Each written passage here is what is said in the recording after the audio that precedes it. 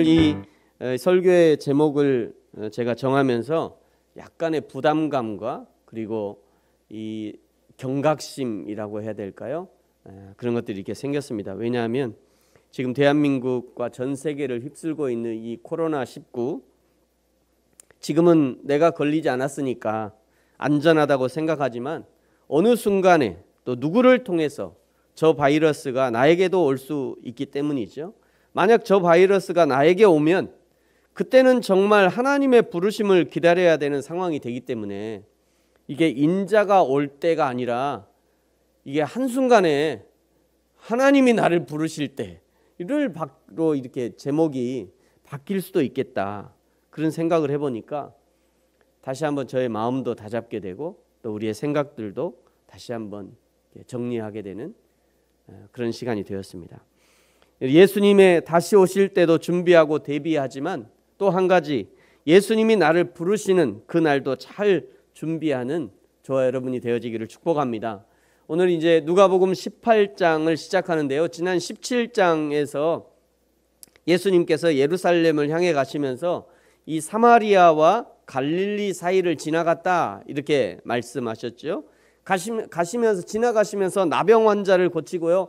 또 바리새인들이 하나님의 나라가 언제 임하느냐라는 질문을 받고 하나님의 때는 아무도 예상하지 못하는 그때, 노아의 때와 같을 때, 그리고 롯의 때와 같을 때, 그때 하나님의 나라가 임할 것이다 라고 경고하셨습니다. 분명히 예수님의 이 대답은 무서운 경고를 담고 있습니다. 세상 사람들은 모두 다 하나님의 말씀을 무시하고요, 하나님을 예배하는 예배를 무시하고 하나님 알기를 액세서리로 알고 그냥 꽂아 나온 보릿자루처럼 보릿자루보다 못하게 생각할 때, 세상 모든 사람들이 자기의 이익을 따라갈 때, 그때 여호와 하나님이 심판주로 오신다는 경고를 담고 있는 것이죠. 여러분, 지금이 딱 그런 때가 아닌가 생각합니다. 지금이야말로 오늘 예수님이 다시 오신다 해도 전혀 이상할 것이 없는 시대인 것 같아요. 만약 오늘 주님이 이 세상에 오신다면 세상은 둘로 쫙 갈라질 거예요. 주님을 기다리는 거룩한 신부들처럼 마라나타 주 예수여 어서 오소서, 주님이 이제 오셨군요, 제가 많이 기다렸습니다 라고 눈물로 주님을 맞이하는 사람이 있는가 하면, 한쪽에서는 주님 아직 오실 때가 아닌데요, 주님 지금 오시면 안 되는데, 내가 진짜 평생 고생하고 이제 좀 누려볼까 했는데 지금 오시면 어떡해요, 주님 우리 자녀들 아직 아니에요, 조금만 있다 오세요. 그러면서 주님의 오심을 막아서는 사람들도 있지 않을까 생각해요. 여러분, 저와 여러분은 어느 편에 서겠습니까? 오늘 본문 바로 위에 17장 37절에 보니까요, 죽음이 있는 곳에 독수리가 있을 것이다, 지난주에 말씀하셨잖아요. 썩은 진리, 썩은 세상, 썩은 사람들을 하나님이 독수리와 같이 심판하실 것이다 경고하셨는데, 저와 여러분이 있는 자리는 과연 어느 자리입니까? 사랑하는 성도 여러분, 날마다 지금 내가 서 있는 자리를 잘 돌아보고 점검하셔야 합니다. 내가 지금 서 있는 자리는 안전한가? 내가 지금 서 있는 자리는 썩은 자리 아닌가? 내가 지금 보고 듣고 배우는 이 자리는 하나님의 심판을 부르는 자리인가? 늘 돌아봐야 돼요. 신천지나 하나님의 교회나 이 코로나 때문에 그냥 신천지가 다 세상에 드러나고 있는데요, 이건 MBC, KBS 가릴 것 없이 전부 다 신천지가 이단이라고 얘기하고 있고 사입이라고 얘기하고 있고 다 드러나고 있어요. 여러분, 그런데 신천지나 하나님의 교회나 몇몇 드러난 이단만 위험한 것이 아니라 세상의 썩은 진리, 썩은 사상을 전파하는 곳이 너무도 많다는 거예요. 예전에는요, 우리가 어릴 때는 그 합동측 마크, 교회 옮길 때는 합동측 마크로 옮기고 또는 통합측 마크로 옮겼어요. 자기가 거기 나오는 그 마크만 찾아갔단 말이에요. 근데 요즘은 그래서는 안 돼요. 똑같은 마크는 똑같아, 소속도 똑같아. 그런데 그 안에 들어가 보면 목회자에 따라서 정말 엉뚱한 것을 가르치는 사람이 너무나 많다는 거예요. 위험한 것이 너무나 많아요. 여러분, 만약 지금 이 자리, 우리 부르심 교회가 썩은 진리를 가르치는 자리라면 지금 당장 일어나야 됩니다. 지금 당장 자리를 박차고 일어나야 돼요. 어서 도망쳐야죠. 자녀와 아내와 남편의 손을 잡고 일어나가야 됩니다. 그래야 여러분이 살 수 있어요.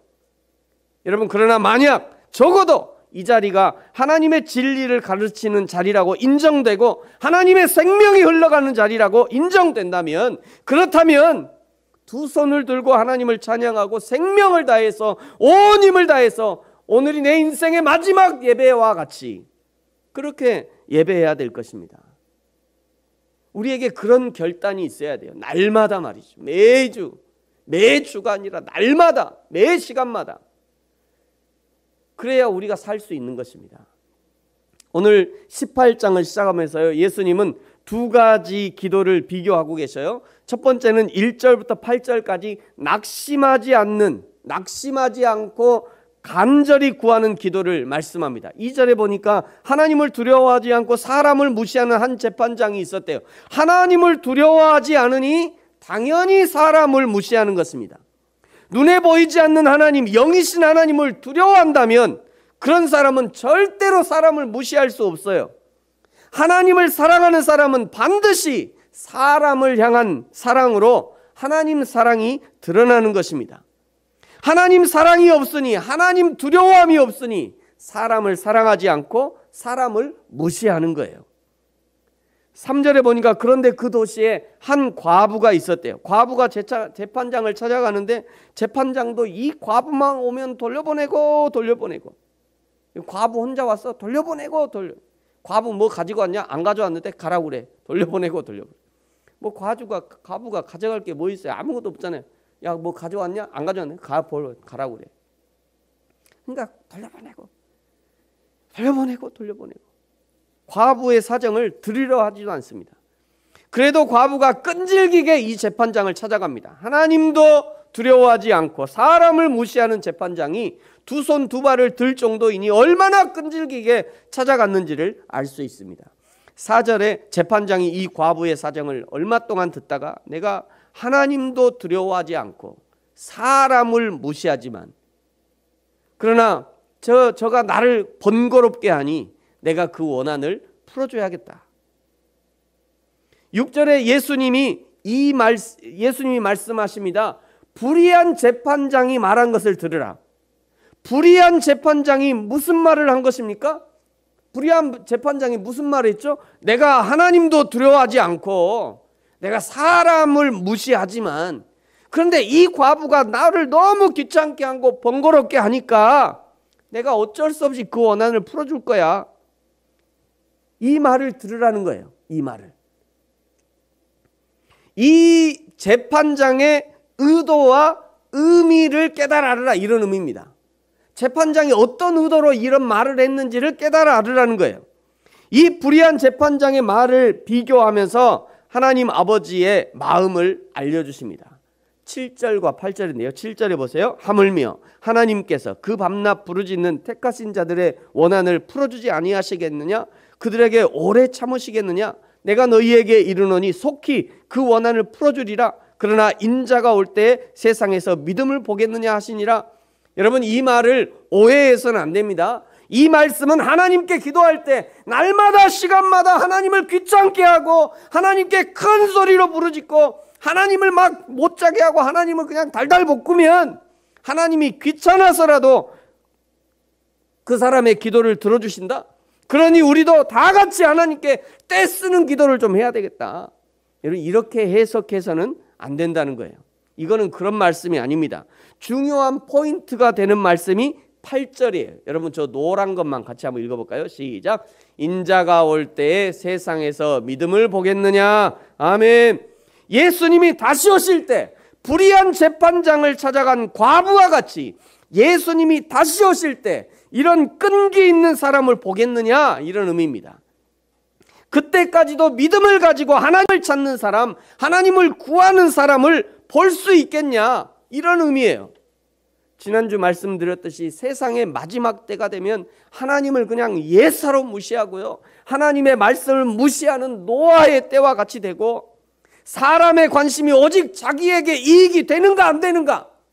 이익이 있으면 좋고 이익이 안 되면 그냥 예사로 하나님도 그냥 버리고,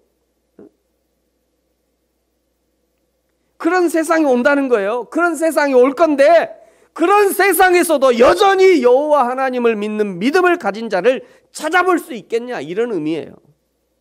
그러니 예수님을 믿는 너희들, 예수님의 제자들, 하나님을 믿는 성도들, 너희들은 절대로 변질되지 말고 끝까지 믿음을 소유하는 자로 하나님을 찾으시는, 하나님이 찾으시는 한 사람이 되어서 믿음의 사람으로 남아있어라, 이런 의미입니다. 그런 너희를 내가 보고 싶다, 이런 의미예요. 저 세상의 끝에 아직도 남아있는 너희를 내가 보고 싶다, 이런 의미입니다. 언제까지요? 끝까지 말이에요. 마지막 순간에 우리 주님이 우리를 만나주실 때까지. 중간에 뭐 하나님이 기도를 들어주셨느니 안 들어주셨느니 뭐 그것 때문에 왔다 갔다 하지 말고. 얼마 전에 제가 아주 아픈 소식을 들었는데요, 정말 지금까지 신실하게 교회를 잘 섬기던 어느 분이 교회를 안 나오신대요. 왜 안 나오신대요? 고3 때 하루도 빠짐없이 새벽 예배를 드렸대요, 두 부부가. 근데 아들이 의대에 떨어진 거예요. 그날부터 교회 안 나오신대. 아들 의대 가는 게 뭐가 그렇게 중요하다고, 세상에. 아들 의대에 떨어졌다고 교회를 안 나오. 말이 되냐고, 이게. 들어주시든지 안 들어주시든지 상관없이 끝까지 믿음으로 하나님을 향한 너희 믿음을 지켜내라는 거예요. 사랑하는 성도 여러분, 오늘 이 과부의 모습을 통해서 요구하시는 기도자의 모습은 무엇인가? 첫째는요, 우리의 기도는 끈기 있는 기도가 되어야 된다는 거. 언제까지요? 언제까지 기도해야 돼요? 들어주실 때까지 기도하라는, 들어주실 때까지. 우리가 알고 있듯이 기도에 대한 응답은 세 가지가 있죠. 첫째는 yes라는, yes. 하나님이 기도하는 것마다 그냥 바로 응답해 주신 거예요. yes. 어린아이가 배고프다고 울면요, 어떤 상황과 형편에서도 콩밭에서 콩을 매다가도, 지하철 그 많은 사람들이 있는데도 불구하고 엄마는 언제든지 아이에게 젖을 물립니다. 이것이 예스의 응답이에요. 이것이 예스의 응답. 하나님의 응답 두 번째는요, 노가 있어요. 노. 예스 응답은 뭐 말할 것도 없죠. 뭐 길게 설명할 것이 없어요. 하나님 바로 들어주시는 거예요. 노라는 응답이 있습니다. 아이가 엄마가 주방에서 칼 쓰고 그냥 재미있게 엄마가 툭탁툭탁툭탁 이해하니까 애기가요, 엄마 나도 그 장난감 그 칼 갖고 싶어, 나도 그 칼 주세요, 나도 놀 거예요. 이러면 줘요, 안 돼요? NO! 안 돼. 왜 NO 할까요? 아직 그 아이가 칼을 다루지 못하기 때문입니다. 잘못 가지고 놀다가 자기만 다칠 뿐이에요. 이런 기도는 아무리 때를 쓰고 나뒹굴어도 안 되는 거예요, 이거는. 세 번째는요, wait, 기다려라, 이런 응답이 있습니다. 기다려라 응답. 우리가 일상생활 중에 언제 이 wait, 기다려라는 말을 언제 제일 많이 들을까요? 가만 생각해 보니까 병원에 가면 제일 많이, 병원에 가고요, 번호표를 딱 뽑고요, 기다리고 있는데 어떤 사람 막 급해. 그래가지고 막 자기가 번호표를 뽑았는데도 가서 간호사님 해주세요. 이러면 간호사가 뭐라고 그래요? wait, 기다리세요. 번호 순서를 기다리세요. 번호 순서대로. 여러분, 우리가 하나님께 기도해도 다 들어주시는 것이 아니라 때로는 NO 하기도 하시고요, 때로는 기다려라 응답도 주십니다. 때가 무르익기를 기다리는 것입니다. 그 기도에 대한 응답을 감당할 수 있을 때까지 하나님이 기회를 주시는 것이죠. 우리는 그것이 좋은지 나쁜지 모르고 막무가내로 그냥 들어주시옵소서, 주여 주시옵소서, 막 우리는 이렇게 기도하지만, 그러나 하나님은 가장 좋은 것을 주시기 위해서 하나님의 때를 기다리신다는 거예요. 예스 하시든지 노 하시든지 아니면 wait, 기다려라 하시든지 이 모두가 하나님의 응답인 것이에요. 응답은 하나님의 권한이고요, 기도하는 것은 우리의 의무이자 권리입니다. 응답은 하나님의 것이에요. 기도하는 것은 우리의 것이고요. 설령 안 돼 하시고 기다려 하실 때에도 하나님을 향한 너의 신앙을 포기하지 말고 주님이 다시 오실 때까지 신앙의 순수성을 지켜내라는 것입니다. 과부의 모습을 통해서 요구하시는 기도자의 모습 두 번째는요, 우리의 기도는 간절한 기도여야 된다는 거예요. 간절한 기도. 예수님의 기도는요, 얼마나 간절하셨든지 땀방울이 핏방울이 되도록 하는 기도였습니다. 그렇다고 해서 우리가 예수님의 기도를 담겠다고 내 땀방울이 핏방울이 되도록 뭐 그렇게 할 필요는 없어요. 왜냐하면 우리 중에 누구도 예수님이 지셨던 그 십자가를 요구받지 않기 때문입니다. 그럼에도 불구하고 우리 모두에게는 자기 십자가가 있기 마련이에요. 자기 십자가. 예수님의 십자가는 다시는 이 세상에 누구에게도 요구하지 않으실 거예요. 예수님은 한 번으로 좋게요. 그런데 우리는 다 자기 십자가가 있다는 거예요. 어떤 사람은 자식이 십자가예요. 어떤 사람은 남편과 아내가 십자가요. 어떤 사람은 경제적인 것들이 십자가요. 어떤 사람은 건강이 십자가요. 어떤 사람은 신앙생활 하는 것 자체가 그냥 십자가예요. 다른 사람이 대신해 줄 수 없는 자기 십자가를 자기가 감당해야 하기 위해서 간절히 기도해야 된다는 거예요. 어떤 사람은 기도 시간의 양으로, 시간과 시간의 질로 간절함을 표시합니다. 어떤 사람은 금식하면서 그냥 금식하면서 자기의 간절함을 표시합니다.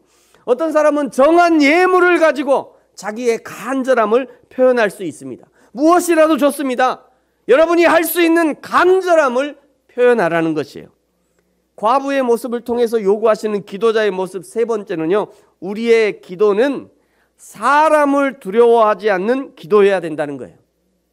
어떤 사람은 자신의 기도 소리를 다른 사람이 들을까 봐 내가 새벽에 막 은밀하게 이렇게 하나님 앞에 기도하는데 그걸 다른 사람이 들을까 봐 기도하기가 어려워. 그래서 새벽에 오시면 음악을 틀어주는 거예요. 소리 안 들리게, 옆 사람에게 소리 안 들리게 하려고. 또 어떤 사람은요, 너무 크게 그냥 고래고래 소리를 지르면서 기도하다 보니까 그 사람 기도 소리가 내가 방해가 돼.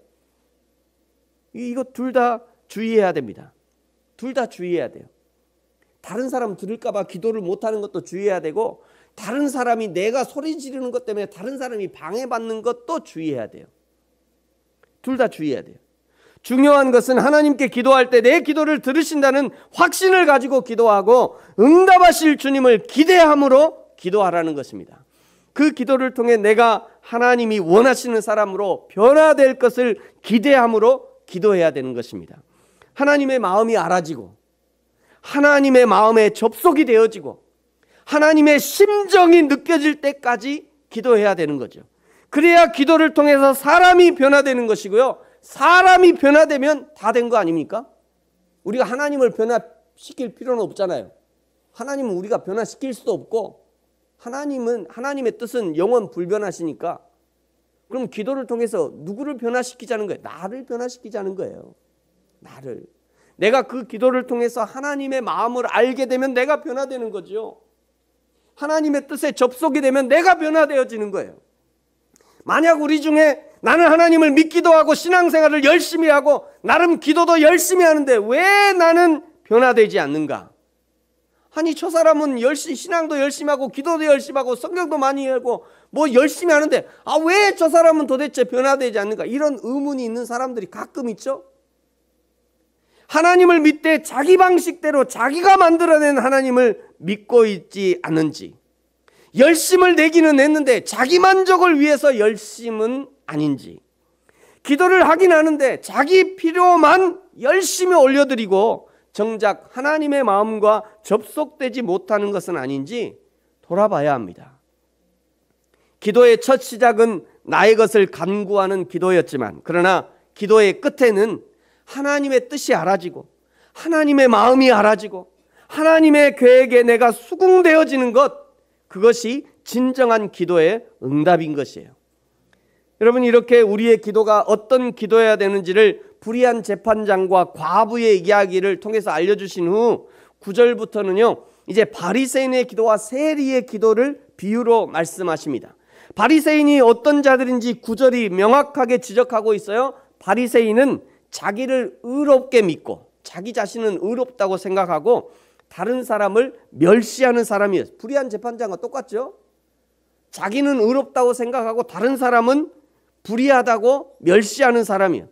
자기 생각 옳고 다른 사람 생각 틀렸다고 생각하는 것, 이것이 바리새적인 생각인 겁니다. 자기가 하는 방식 맞고 다른 사람의 방식 틀렸다고 생각하는 것, 이것이 바리새인적인 방식인 거예요. 때로는 교회 안에서도요, 성도들의 방법 틀렸고 목사가 가르치는 방식만 맞아. 때로는 목사님의 목회 방법 틀렸고 내가 생각하는 대로 목회를 해야 잘 될 거야, 이렇게 주장하는 사람들이 있어요. 둘 다 아닙니다. 둘 다 틀렸어요. 그럼 우리가 해야 될 일은 무엇인가? 무엇이 성경적 방법인가를 찾아야 되는 거예요. 무엇이 성경적 방법인가? 무엇이 하나님의 뜻인가? 만약 그것이 성경적 방법이라고 인정된다면 그것이 성도님의 의견이든지 목사님의 의견이든지 상관없이 인정하고 따를 수 있어야 됩니다. 그것이 믿음의 사람인 거예요. 11절에 보니까요, 바리새인이 기도합니다. 하나님이여, 나는 다른 사람들처럼 토색하지도 않았고 불의를 행하지도 않았고 나는 간음하지도 않았고 나는 저 세리처럼 사람을 속여서 돈을 빼앗지도 않았습니다. 12절, 나는 1회에 2번씩 금식을 했고 소득의 11조를 딱딱 갖다 바쳤습니다. 바리새인의 기도는 하나님 앞에 자신의 의로움을 자랑하고 드러내는 기도였습니다. 13절에 세리도 기도합니다. 세리는요, 멀리 떨어져서 감히 눈을 들고 하늘을 쳐다보지도 못하고 그냥 가슴만 치면서 이르되 하나님이여 불쌍히 여기소서, 나는 죄인이로소이다. 세리는 단 한마디 소리도 입 밖으로 내놓지 못합니다. 그저 가슴을 치면서 나를 불쌍히 여기소서, 나는 죄인이로소이다. 누구의 기도가 하나님이 받으시는 기도인가? 14절이 말씀하고 있죠. 내가 너희에게 이르노니 이에 저 바리새인이 아니고 이 사람, 자신을 죄인이라고 인정하고 그저 가슴을 치며 울었던 이 사람, 이 세리가 의롭다 하심을 받고 그의 집으로 내려갔느니라. 비록 자기를 높이는 자는 낮아지고 자기를 낮추는 자는 높아지리라. 바리새인 아니라는 거예요. 세리라는 것입니다. 세리의 기도를 하나님이 기뻐하시고 세리의 기도를 하나님이 들어주셨고 세리를 높여주셨다는 것이에요. 여러분, 결국 기도란 무엇인가? 기도란 하나님의 마음과 죄인의 마음이 연결되어지는 작업이 기도라는 거예요. 여러분 기억하십시오. 기도란 무엇이냐?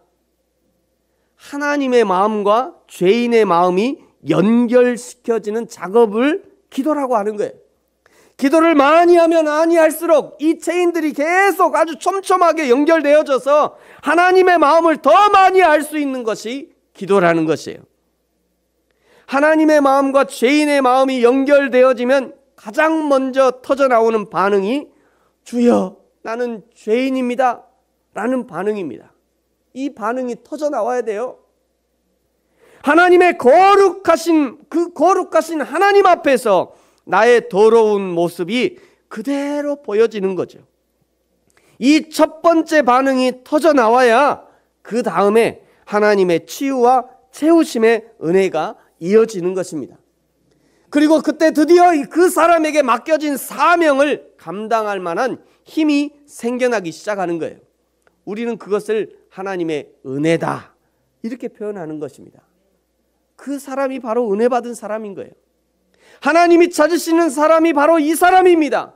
세리와 같이 자신을 비운 사람, 세리와 같이 자신의 죄를 인정하는 사람, 세리와 같이 하나님의 마음을 찾고 구하는 사람, 세리와 같이 하나님의 원함이 곧 나의 원함이 되는 사람, 바로 그 사람을 하나님이 찾고 계신다는 것이고 바로 그런 기도가 하나님께 응답받는 기도가 된다는 것을 알려주고 계신 겁니다. 사랑하는 성도 여러분, 저와 여러분이 오늘 과부의 기도와 같이 또 세리의 기도와 같이 하나님 앞에 우리의 기도를 올려드림으로 하나님의 마음을 감동케 하고 하나님의 마음으로 나 자신이 감동되어지며 기도를 통해 나의 삶이 변화되어지는 저와 여러분이 되어지기를 예수님의 이름으로 축복합니다. 기도하겠습니다.